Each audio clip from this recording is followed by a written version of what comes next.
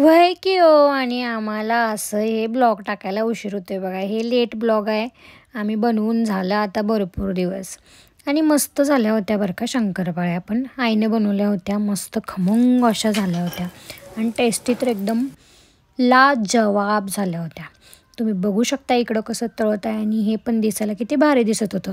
त्यानंतर आईनं मिरच्या आणल्या होत्या. आम्ही ते मीठ मिरच्या वगैरे उन्हात लावायला गेलो होतो वरती.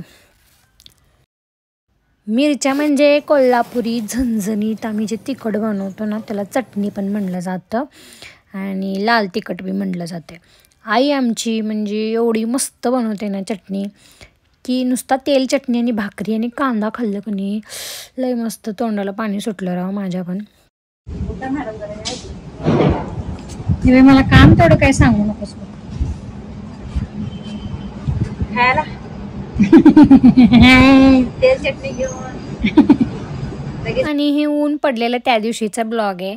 कारण ऊन आता पडलेलं नाही आहे. आता पावसाळा चालू झालेला आहे.